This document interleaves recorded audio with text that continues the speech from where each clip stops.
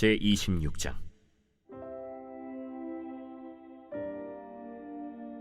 아브라함 때에 첫 흉년이 들었더니 그 땅에 또 흉년이 들매 이삭이 그랄로 가서 블레셋 왕 아비멜렉에게 이르렀더니 여호와께서 이삭에게 나타나 이르시되 애굽으로 내려가지 말고 내가 네게 지시하는 땅에 거주하라. 이 땅에 거류하면 내가 너와 함께 있어 네게 복을 주고 내가 이 모든 땅을 너와 네 자손에게 주리라. 내가 네 아버지 아브라함에게 맹세한 것을 이루어 네 자손을 하늘의 별과 같이 번성하게 하며 이 모든 땅을 네 자손에게 주리니 네 자손으로 말미암아 천하 만민이 복을 받으리라. 이는 아브라함이 내 말을 순종하고 내 명령과 내 계명과 내 율례와 내 법도를 지켰으니라. 이삭이 그랄에 거주하였더니 그곳 사람들이 그의 아내에 대하여 물으매 그가 말하기를 그는 내 누이라. 리브가는 보기에 아리따움으로 그곳 백성이 리브가로 말미암아 자기를 죽일까 하여 그는 내 아내라 하기를 두려워함이었더라. 이삭이 거기 오래 거주하였더니 이삭이 그 아내 리브가를 껴안은 것을 블레셋 왕 아비멜렉이 창으로 내다본지라. 이에 아비멜렉이 이삭을 불러 그가 분명히 내 아내거늘 어찌 내 누이라 하였느냐? 내 생각에 그로 말미암아 내가 죽게 될까 두려워하였음이로라. 내가 어찌 우리에게 이렇게 행하였느냐? 백성 중 하나가 내 아내와 동침할 뻔하였도다. 내가 죄를 우리에게 입혔으리라. 아비멜렉이 이에 모든 백성에게 명하여 이르되 이 사람이나 그의 아내를 범하는 자는 죽이리라. 이삭이 그 땅에서 농사하여 그 해에 100배나 얻었고 여호와께서 복을 주심으로 그 사람이 창대하고 왕성하여 마침내 거부가 되어 양과 소가 떼를 이루고 종이 심이 많으므로 블레셋 사람이 그를 시기하여 그 아버지 아브라함 때에 그 아버지의 종들이 판 모든 우물을 막고 흙으로 메웠더라. 아비멜렉이 이삭에게 이르되 내가 우리보다 크게 강성한즉 우리를 떠나라. 이삭이 그곳을 떠나 그랄 골짜기에 장막을 치고 거기 거류하며 그 아버지 아브라함 때에 팠던 우물들을 다시 팠으니 이는 아브라함이 죽은 후에 블레셋 사람이 그 우물들을 메웠음이라. 이삭이 그 우물들의 이름을 그의 아버지가 부르던 이름으로 불렀더라. 이삭의 종들이 골짜기를 파서 샘 근원을 얻었더니 그랄 목자들이 이삭의 목자와 다투어 이르되 이 물은 우리의 것이라.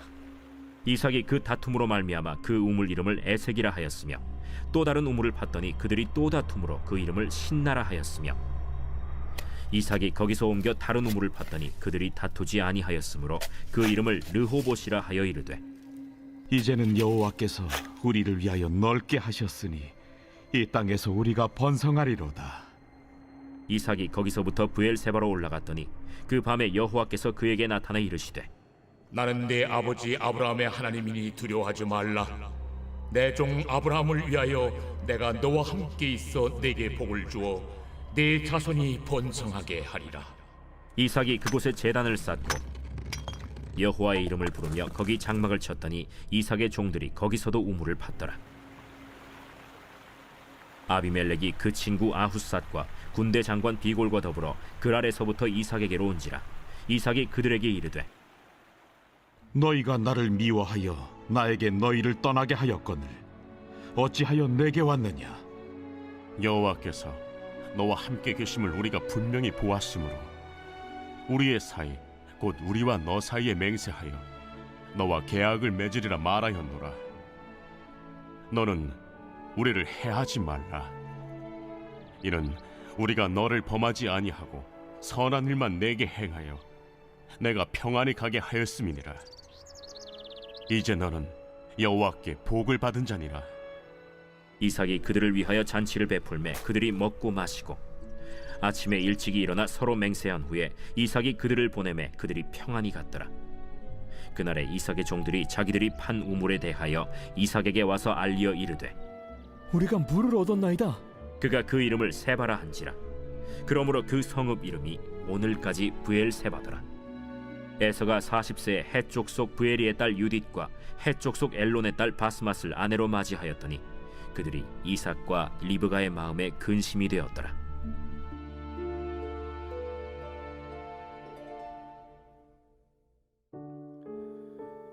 청명한 하늘, 시원선선한 가을이 되면 저마다 학교에서 가을 운동회를 합니다. 청팀과 백팀을 나눠 치열한 경기를 펼칩니다. 운동회의 꽃은 무엇일까요? 바로 계주입니다. 일정한 구간을 나눠 차례로 바톤을 주고받으며 달리는 것입니다. 그럼 계주에서 이기기 위해 중요한 것은 무엇일까요? 바톤을 잘 전해주고 받는 것입니다. 아무리 빨라도 바톤을 놓치면 승부가 뒤집힐 수 있는 것이죠. 신앙의 계주에서도 마찬가지입니다. 믿음의 바톤을 잘 이어받아야 신앙이 끊어지지 않고 이어질 수 있는 것입니다. 오늘 함께 읽은 본문은 믿음의 바톤이 다음 세대로 전해지게 되는 말씀입니다. 창세기 25장에서 아브라함의 죽음을 끝으로 믿음의 1세대가 저물고, 창세기 26장에서는 믿음의 2세대가 시작됩니다. 바로 이삭의 이야기가 시작됩니다. 이삭은 아버지 아브라함이 겪었던 흉년을 똑같이 겪게 됩니다. 1절 말씀을 보면 아브라함 때에 첫 흉년이 들었더니 그 땅에 또 흉년이 들매 이삭이 그랄로 가서 블레셋 왕 아비멜렉에게 이르렀더니, 아브라함은 흉년이 들었을 때에 약속의 땅을 떠나 애굽으로 내려갔습니다. 이삭도 아버지와 똑같은 흉년을 경험하게 되는데 그도 아버지와 똑같은 결정을 하게 됩니다. 그래서 이삭은 애굽으로 가기 위해 그랄로 내려갑니다. 그런데 하나님이 애굽으로 내려가는 것을 막으셨습니다. 아브라함이 내려갈 때는 놔두셨는데 이삭은 못 가게 막으셨습니다. 하나님은 흉년임에도 불구하고 이삭이 약속의 땅에서 벗어나지 않기를 원하셨습니다. 아브라함은 여러 시행착오를 통해 믿음을 키웠다면 이삭은 믿음을 이어갈 자이기에 약속의 땅을 떠나지 않도록 막으신 것입니다. 하나님은 이삭에게 믿음을 지키는 책임을 맡기셨습니다.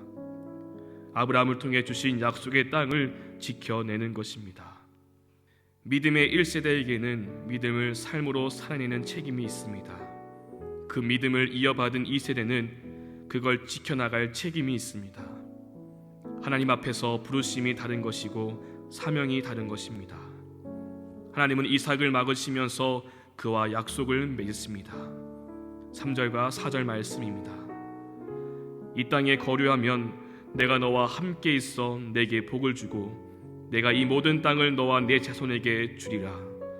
내가 내 아버지 아브라함에게 맹세한 것을 이루어 내 자손을 하늘의 별과 같이 번성하게 하며 이 모든 땅을 내 자손에게 주리니 내 자손으로 말미암아 천한 만민이 복을 받으리라.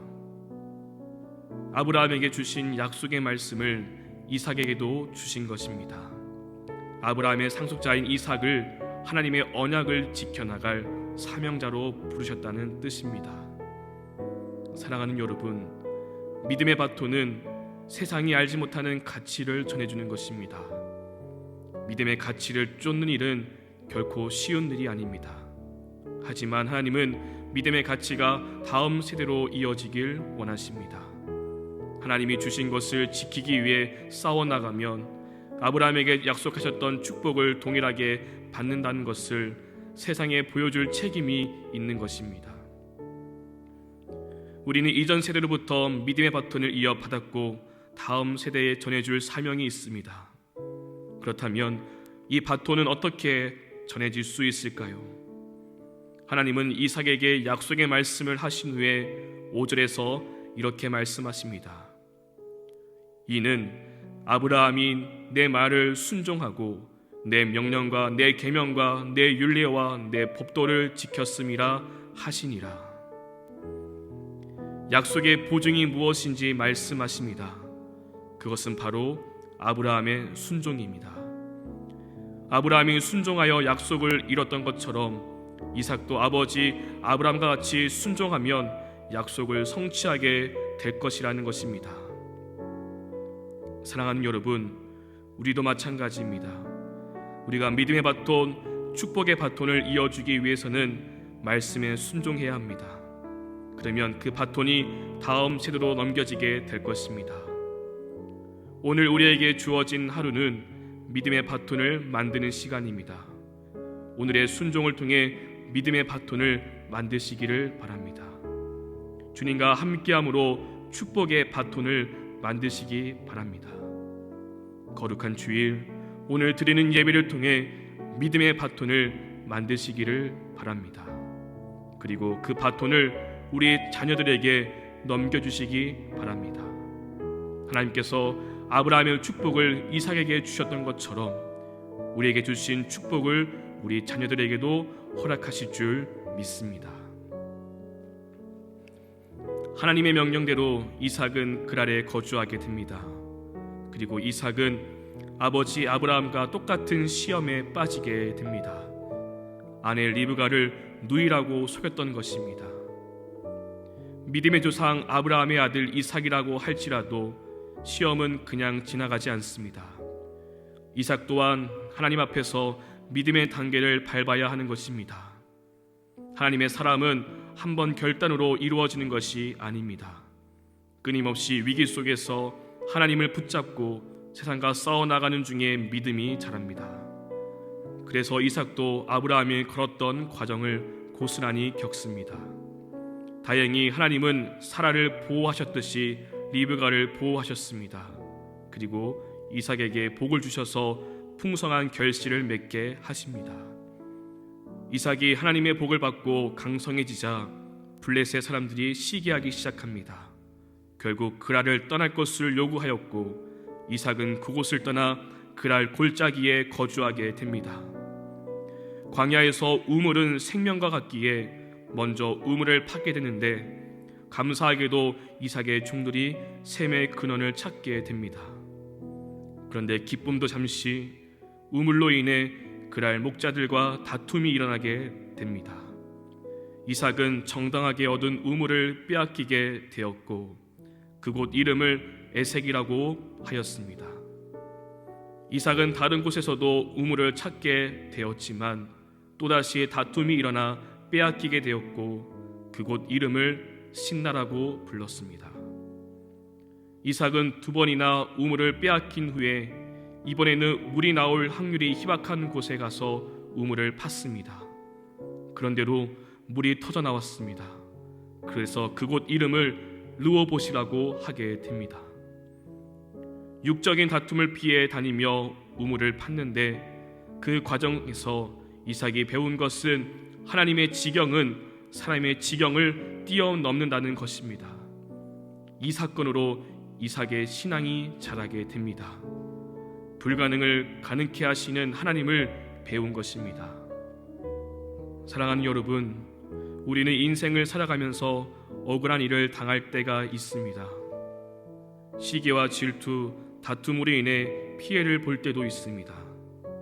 우리 인생에 얼마나 많은 애색과 신나가 있는지 모릅니다. 하지만 오늘 이삭과 함께 하신 하나님을 믿으시기를 주님의 이름으로 축복합니다. 하나님은 주님을 바라보는 자를 버리지 않으십니다. 이삭을 도우셨던 것처럼 하나님은 우리를 도우셔서 지경을 넓히실 것입니다. 이삭처럼 억울하십니까? 포기하지 말고 이삭처럼 주님의 약속을 붙잡고 믿음의 길을 걸어가시길 바랍니다.